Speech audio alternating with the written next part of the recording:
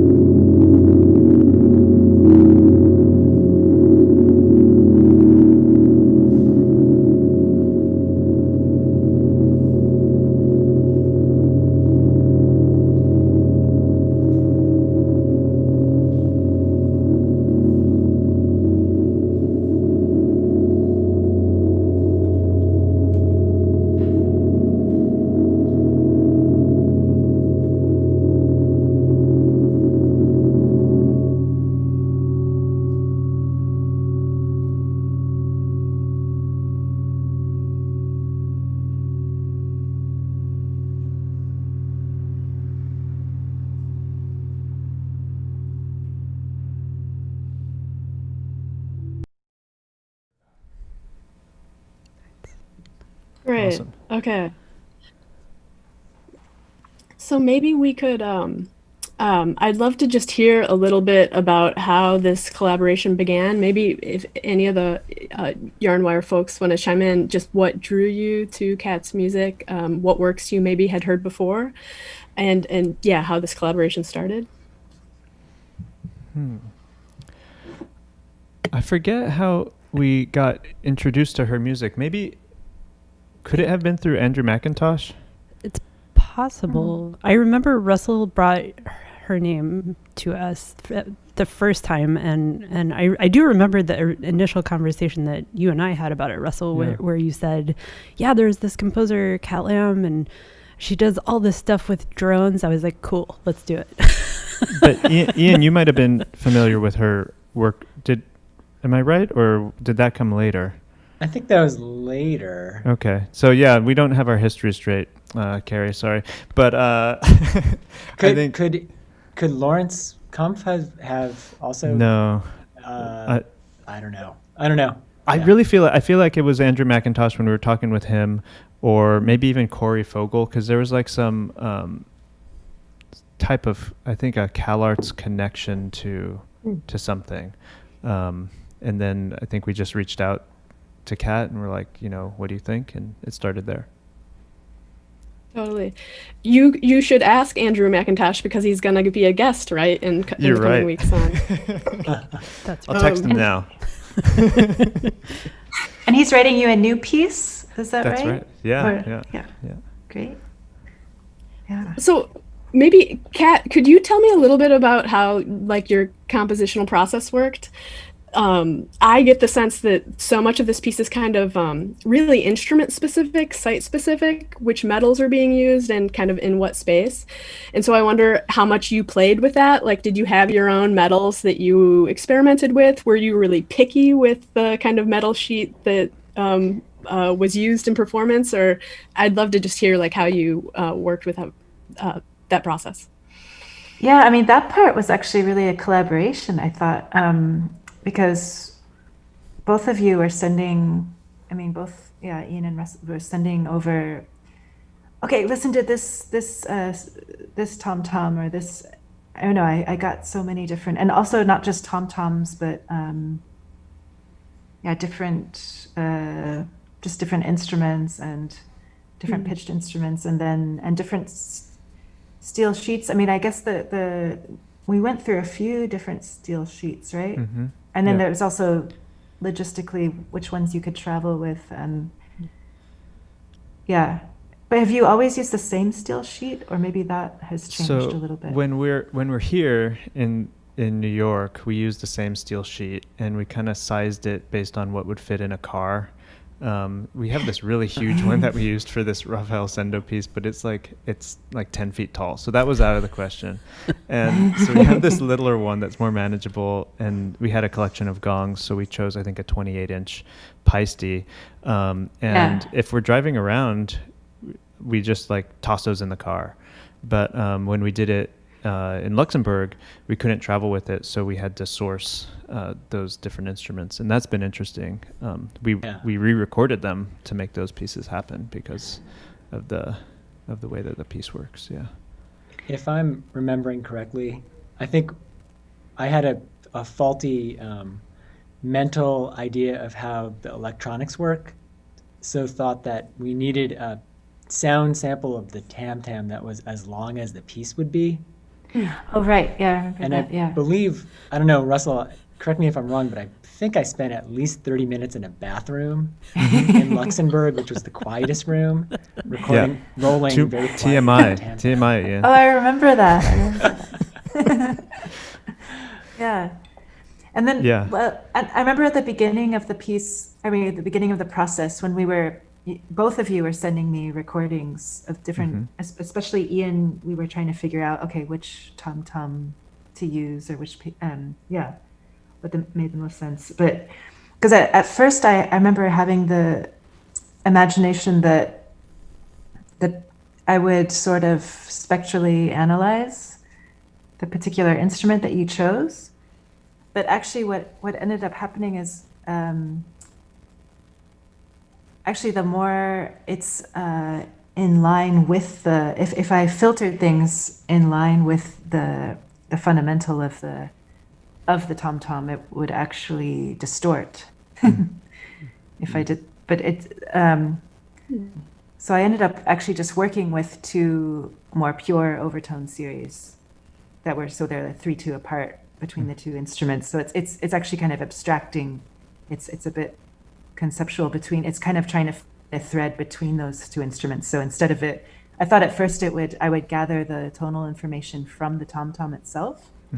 But then as I started to work on it, it became more to find a thread between the two instruments and more just, and kind of a subtractive synthesis study of subtracting something that's more a wash of noise, even though it's of course has its own contours of spectra, and then the tom-tom, which is a bit more tuned, but also chaotic. So these two kind of metal, one a circle, one a square. I think, there was something about the images of these two things coming to, and then trying to find this.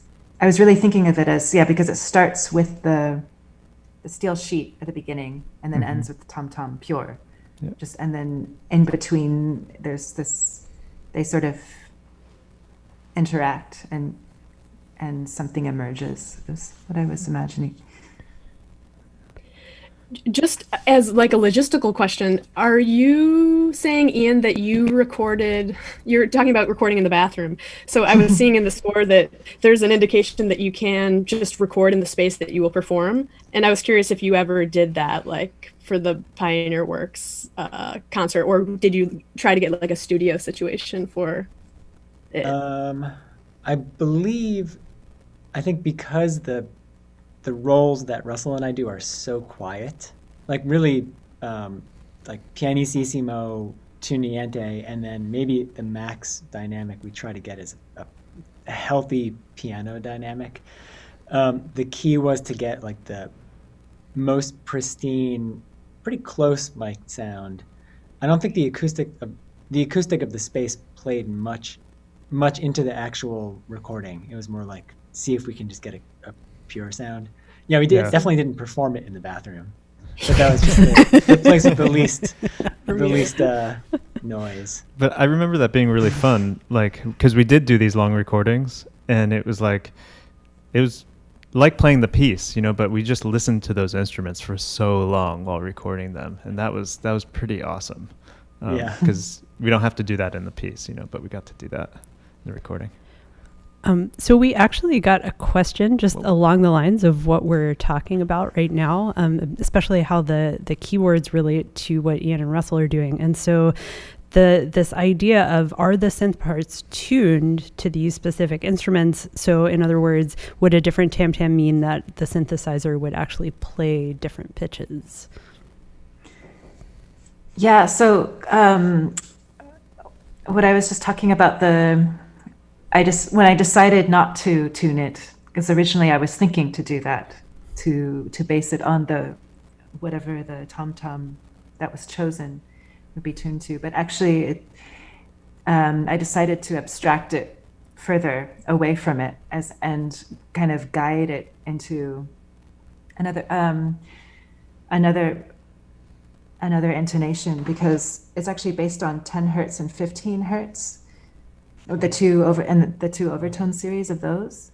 So it's really series based, but in these kind of other theoretical space that in a way has nothing to do with the two metal sheets. So it's actually, those are just, I'm imagining those more as source materials in this piece, as being these kind of chaotic metal source materials that through the time of it's actually really through the synthesizers that create the tonal interactivity between them. That would have to be a different piece. I don't know, this piece just became something else. So, and it could, in a sense, be a different tom-tom then, but it would just have to sound, I don't know, Ian would have to listen to how it sounded with the material, because somehow the tom-tom that you had chosen originally seemed to work. Am I correct in thinking, and Russell, maybe, I think you might remember this best, but with the steel sheet part, whenever you used a different steel sheet, I feel like Laura's first entrance, which is like, it's like 3 minutes of solo steel sheet, then a brief silence, then Laura's part comes in. Like the first appearance of Laura's keyboard part is that whatever Is that instrument? you are using there. That's always the then most magic. Yeah. So the patch does change, but then if I'm following what you're saying, Kat, the extraction of it doesn't change itself, but like the process doesn't change, right? Yeah, the filtering, the frequencies remain the same no matter what. Right. Okay. Yeah. And so if an instrument doesn't have enough spread, then it won't work as well because it's not activating enough like of a white noise space, right? And we've had some like tam-tams that maybe aren't as good, and you can feel it. I think when the synths are starting to play, you're like, this one doesn't react as well. But everything pretty much has worked, I think, to some extent. Right. The more information that both of the instruments, it's more about that. I realized, because at first I thought, okay, I'm going to use the tom-tom as kind of study of tonality, but actually it's really these two metal instruments. They're so complex that it's more like source material, how the more information in a way, the better. I was really interested in this concept of complexity in the spectrum and the sound, and really just listening to that, giving time to listen to that, but then filter it into this more controlled, ideal relationship between the two. Cool. This is making me think of, I don't know if you know the Aldous Huxley essay, The Doors of Perception. The idea of, like, if we got all of reality in our sensorium at once, we would be knocked over because we couldn't take it all. So we have these filters to make sense of the world. And metallic instruments are so complex. It's almost like a kind of information overload. And so it's interesting to think how that can be filtered, especially through the keyboards. I'm interested in hearing, maybe, Kat, you talk a little bit more about this idea of the interaction of tone, which you've written a bit about. And because of the kind of complex overtones that metals produce. And I want to show just a really brief, like 40-second video of a moment in the performance that feels like a very clear example of this. And then we can maybe talk about more subtle examples of this, of some kind of pretty intense beating at one moment. So maybe we could cue up that short excerpt first.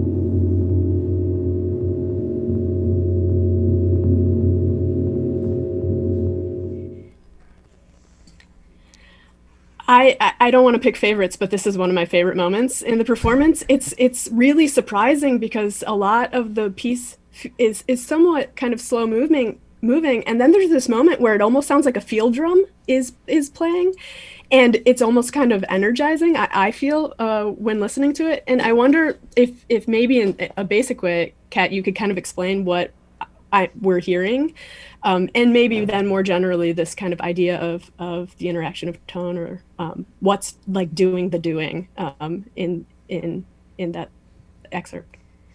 Yeah, I mean, I feel like this piece in particular is a bit unusual for me, just because of the focus on the complexity of the metal, and then also this just exploring that plus the filtering of the synths and the roles of the synthesis, I feel like they're actually approaching these tones, but because the filters are not, they're resonant bandpass filters, yeah.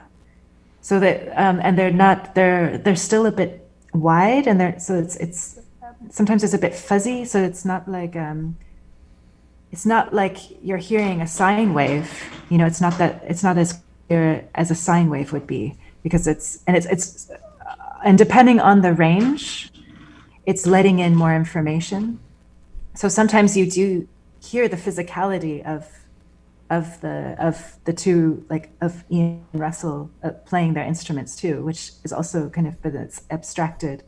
And the other thing that I was really interested in with this piece is exploring, to get back to how I'm using interaction of tone in this way. It's more like density versus simplicity, and trying to somehow through maybe matching the density, but shifting it into another tonal space somehow. So shifting the identity of the instruments into this kind of tonal zone that we might perceive it as something else, and hear it as a different kind of harmonic space, but through because like for instance, when Laura first comes in at the very beginning, so the steel sheet has been sounded just alone, and then the synth comes. It's very dense. She comes in with I could tell you the frequencies, but it's just like a series in a way, like it's a series of frequencies, and then it's sort of, it's always kind of playing with this shift from density to something more clear and interacting. And then I feel like there's somewhere in the middle that where Ning and Laura, like they start to create melodic patterns together through reducing their densities. I don't know if the two of you know what I'm talking about, but then I feel like, especially in the first version, it starts to emerge this kind of melodic pattern through stripping down the density into trying to define what this other harmonic space is, until they interact together and then create this other thing, if I'm being clear. Yeah, we actually have, I think, some score images of like the first page of the score and some other sections where you can kind of see how Kat uses the keyboard writing, which when I first saw it, I thought it was really interesting, because I wasn't exactly sure, because there is both the sort of, I always mix these terms up, the prescriptive and the descriptive. Is that right? Prescriptive is what you're supposed to do, right? So there's the part that tells you what you're supposed to do, and then there's the sort of resultant pitches above, which I think is actually really, really interesting. And you can also see, because again, this is unfolding over a longer amount of time, the space on the page isn't necessarily connected to the actual duration in time, but just get an idea of, again, like what she was talking about, these densities that build up, and even the sort of melodic lines that start to emerge from within. I do love that, like, because I get to do a fair amount of listening in this piece in addition to playing. And in this beginning, when I'm rolling and then I stop and then I hear my sound come from like the other side of the stage. It's emerging from a speaker from Laura. It's like, it's really amazing. And then like to hear the tones come out of it, as a listener while I'm performing, I hear these instruments in a different way, especially, in the sheet, and then in Ian's thing, and when he starts rolling after hearing what Ning has, subtracted, I almost imagine those sounds coming from the natural instrument too, which is really cool. It's an interesting kind of like distributed body. Yeah. Where it's like, wait, no, that's my steel sheet. Who's playing my steel sheet? That's fascinating. we've mentioned that there's two versions of the piece, a kind of shorter 20-something minute version and then the longer version. Am I right that that was for the Luxembourg performance? And could you just explain kind of like why that developed, what's the difference, and yeah, how that works? Should I? Yeah. Yeah. You could, yeah. Well, I think because when we first were talking about the piece together, I was always imagining it around 45 minutes, and then it just couldn't happen at the first iteration of it. It just wasn't possible. But then we had talked about, okay, well, at some point we'll do the 45-minute version. So it was just that. So I made a kind of reduced version at first, and then luckily we got to revisit it together. That was really nice. Yeah. And that one took you those got photos. to come to, Yeah. which was awesome. That was at the Rainy Days Festival in Luxembourg. Yeah. Yeah. And it is, and I'm sorry, go Oh, ahead. no. Please go ahead. It's an interesting situation. I mean, even spatially, that, you know, the performers are kind of outside the audience. And Russell was even just mentioning that there's a lot of time for you to listen. So it seems like there's like some really fascinating things being done with like who's doing this, who is playing my instrument, who is the audience. The really kind of interesting distribution of like roles. I think a distributed performer, a distributed audience in this situation. Yeah, absolutely. I in part just. Sorry, Yeah, I was please. just going to say that the recording really doesn't do justice, because I mean, me personally, I can just see the surprised sort of reaction from audience in every single instance, because Laura's always on a diagonal, right, Laura? Yep. You're always diagonally positioned. I'm behind the audience, and then I think Laura is on stage very often. And then whenever those sounds are coming from different corners, even though they sound extremely similar, with many, you know, micro variations to the density of the sound, people didn't know where to look or trace where the sound was coming from. Absolutely. Yeah. And the And, Luxembourg one was no. cool because we got to lay down. Not we, but like the audience, they had pillows where we couldn't lay down. We're just like, "Ugh." But like the audience, you know, and I think that's ideal. Like a proscenium thing where people are facing forward is less than ideal, I feel like, for this piece. 'Cause, and Luxembourg let us kind of stretch out, which is cool.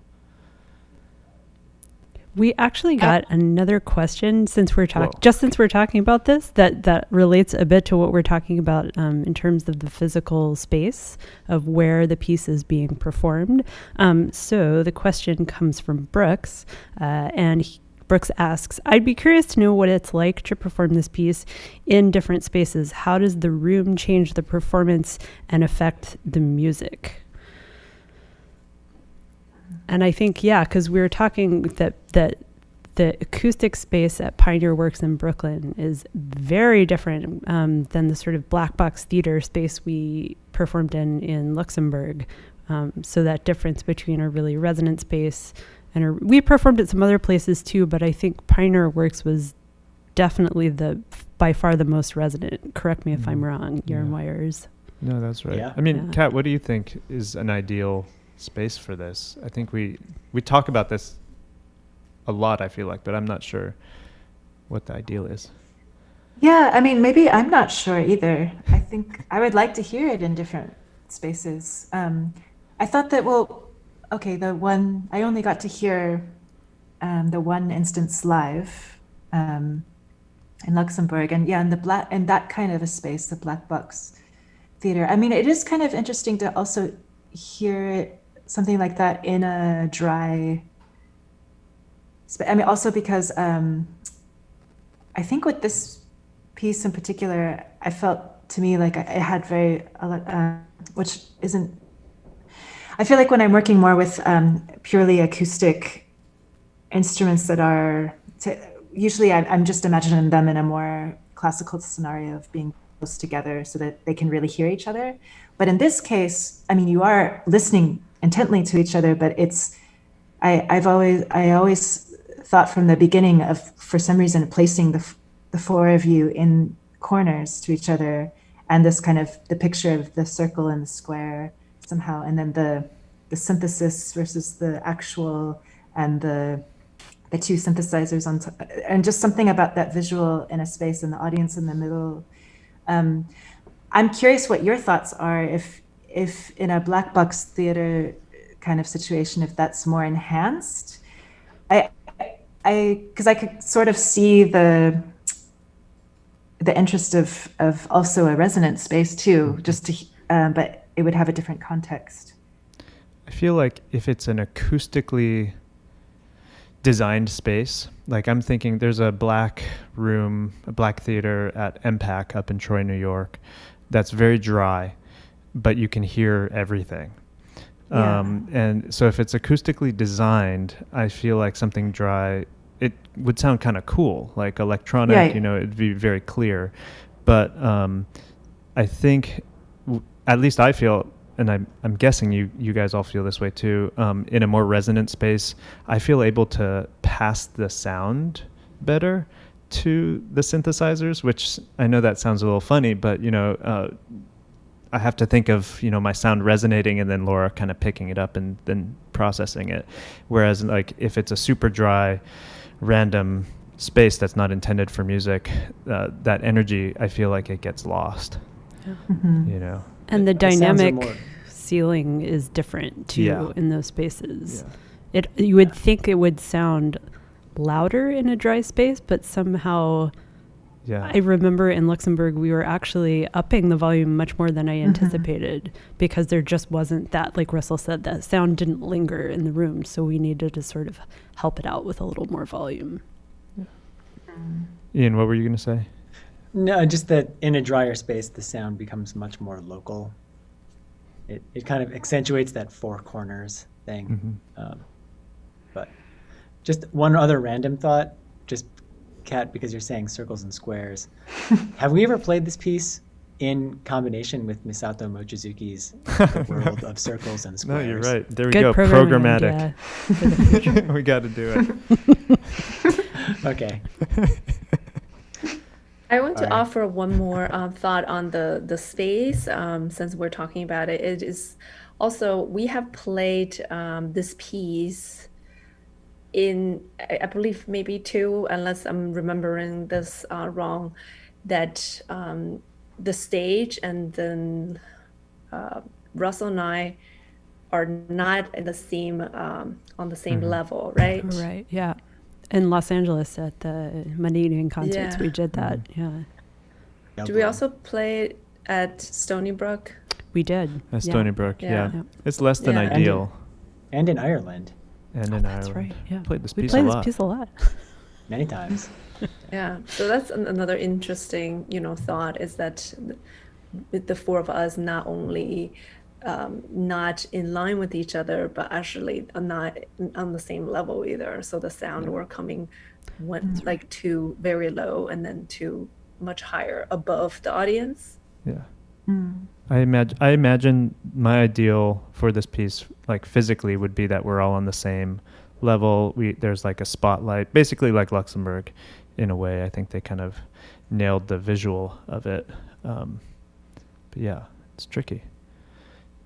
Yeah, it doesn't feel like a piece that you want to play with like full bright concert lighting. Not at all. That doesn't it really is so much about the environment and immersing yourself in that and Kat, I don't know if hopefully that's something that you agree with, just kind of conceptually as a performance standard for the piece. I don't know. Yeah. I think. Yeah. What were you gonna say? I was just going to say, one time, one of my favorite performances, though, was in Chicago in a white, brick room painted white with incredibly bright lights on, True. which I I thought guess- was cool. Yeah, Right, it's maybe very the durable. extreme. Durable piece. Yes, yeah. Sorry, but It does Yeah. seem like a piece where I think, Ian, you said earlier, like, you don't know where to look sometimes because you're hearing things, but, you know, you might just, bodies aren't necessarily moving in correspondence with the sounds that you're hearing. And so, like, what you spotlight and what's in the dark and what's in the light gets kind of confusing in I think, a totally fascinating way. Maybe as one question to kind of zoom out things a bit, and maybe this will be my last question, is that I get a sense, Kat, in this piece is that you're not just composing for like metals or even the space, like a venue, but also people in the ways that they kind of fluctuate in their performance. And again, I was looking at this essay of yours, The Interaction of Tone, and you have this incredible line. I think you're paraphrasing Money Call, and I'm just going to quote this one sentence where you say Money Call, quote, described the musician being as a moving, fluctuating consciousness, and in her striving for perfection, she fails in unusual and distinctly personal ways. The sound is interacting with the being making it. And I love that quotation, in part just because, I mean, you know, roll a nice, perfect steel sheet roll, please. And you're going to fail. You're just going to fail. And it's going to be beautiful. But I think that, like, it's an interesting way to think about this piece, or maybe more of your work. I'd love to hear from you, Kat, about how, like, there's this play with both material and space and people in this work. Yeah, and also I'm curious if Laura and Ning, what you think, because I mean, maybe it seems like what you're doing is really simple, but actually it's quite, I remember talking to you both about it, and it seems like it's actually quite an intense listening experience for you because you're constantly sort of riding the wave of it in a way, and sort of listening for how it fits in the total sound space. So it's actually quite you're not just playing a MIDI keyboard, you're actually, it's like you're playing this alive thing, and you're four beings together, but in this sort of, I don't know what you would call it, reverse context to each other, but yeah, both of you are really having to control how we are perceiving that sound. And then of course, the unpredictabilities of frequency response. I think, oh yeah, since Ning, you were filtering the tom-tom, there would be like certain frequencies that would just pop out. And I decided to just leave it like that for you to have to deal with, sorry. Because I also find it interesting, like how then you have to navigate from space to space and with the instrument, because it creates a kind of expressivity of just because you're there listening in the moment, and you can't always predict what's going to happen. I think you said it perfectly. Yeah. So I just want to say the very first thing, I agree with everything you just said, but the very first sound is actually really important for Laura and I, and I think we both get a little bit nervous, maybe a little bit more than a little bit nervous at the top of our entrance. Firstly, hoping that every single system with that sound patch, or within our keyboard, the computer is not going to sleep, always something that we are operating the whole system correctly. But then secondly, just we always sound check and sort of have a good understanding of how our sounds interacting with each other, our dynamics. But then once people come in, all the audience members come in, that totally changed the dynamic of the room, and including sort of this sound traveling frequency of the room. So then I'm always trying to adjust. I think Laura's doing that too, just adjust to each other, and also Russell and Ian's sound. So, you know, like you have very specific markings and to turn different knobs of, you know, to what degree. But I think a lot of times Laura and I are, you know, quite careful as to interpret what that means for a specific place. Yeah, it's the closest I'll ever get to having true understanding of what audio engineers do at live concerts, which is a really like difficult task, right? Live mixing and all that kind of stuff. And I'm not comparing my very small amount of skills in that area, of course, but yeah, no, it is. I think Ning and Kat, you both said it perfectly. But also the timing, I think of, because I do leave, that's something that I like to do in a lot of my pieces is, well, because certain things are so specific and controlled, the timing I often leave a little bit open to, also because it should follow your listening pattern or where you are and what's happening.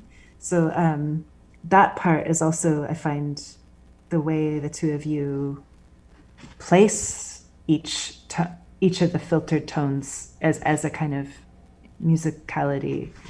It's yeah.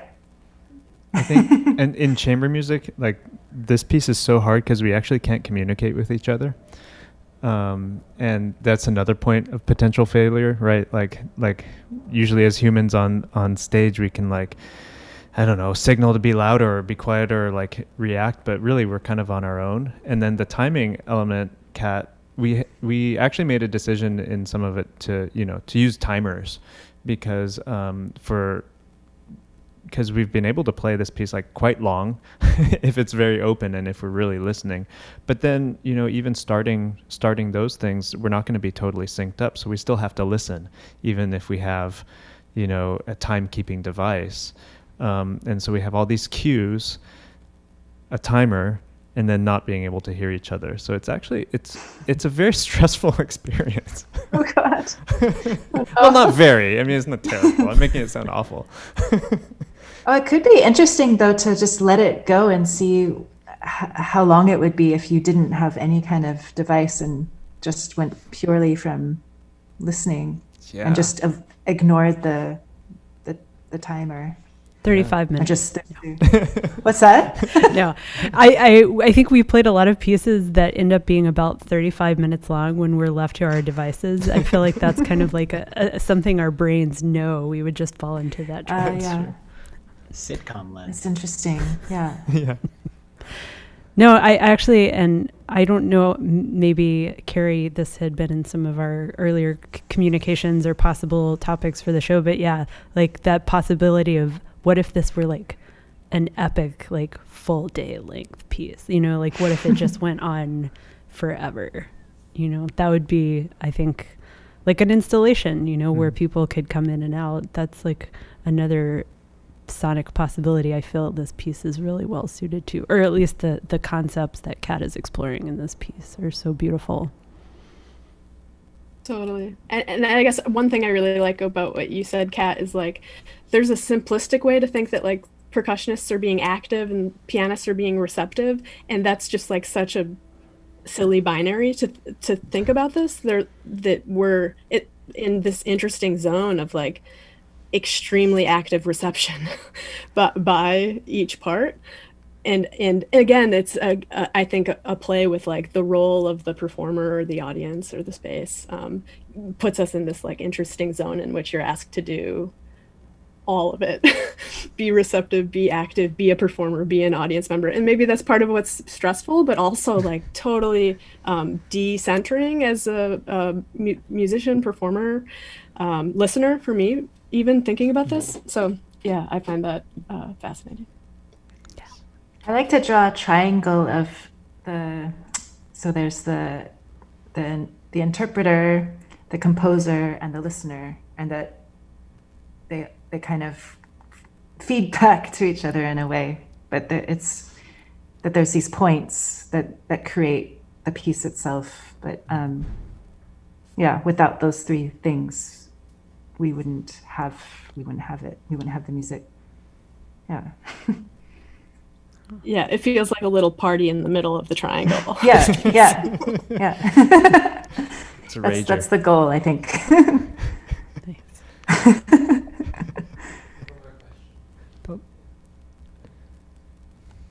I think we Great. have, Well, if we have time for one last question, we do have, we did get one more. And this question comes from Marcos, who asks, I wonder if Kat could talk about how she shapes her work post-initial concept during preliminary rehearsals from a phenomenological standpoint. Well, I feel like this piece is so particular. So I feel like the process of working on this piece was a bit different than how I normally work. But I felt like, and also because we were working actually remotely, because you're in New York and I was in Berlin, and I was getting your materials, the percussion materials, and kind of trying to figure out what the piece was. And then when the piece started to emerge, a kind of image of it, then I guess in a lot of my pieces, there's this kind of the conceptual elements of the ideal form, or like a shape, or the kind of interaction of tone that I'm curious about exploring. But then there's the actual material itself, which in this case is metal. and then there's the kind of intuitive working through that space. Maybe this is a common theme to how I usually work, setting up the kind of material, the conceptuality, the shape, the form, and then working intuitively through it once that's all set. So, but in this case, because we didn't work together in this space, in the same space, right? So it, but We were ahead of the I think- times. yeah. But we talked a lot, though. I remember, emailed a lot about it. And in this case, I did do a lot of listening on my own and kind of imagining what it would be like for the four of you. So it was a lot of imagining that scenario of the four of you together, and kind of throwing it out there as an experiment to see how that would. Yeah. I remember it being, when as we're talking, I think one of the reasons we wanted to, work with you on this is because we hadn't seen or heard pieces that you've made like with percussion and piano, and so like it was curious to see, well, how would this collaboration work, And I remember when we were talking the initial things, those questions were there. So like, I think the solution that you came up with, resulted in a really cool piece. But I think for us it was a challenge, and maybe it was from your end too, to like imagine like what these instrumental forces could possibly do. Yeah, because when I first started to work with rational intonation, I grew up playing the piano, and so all my first pieces are for piano.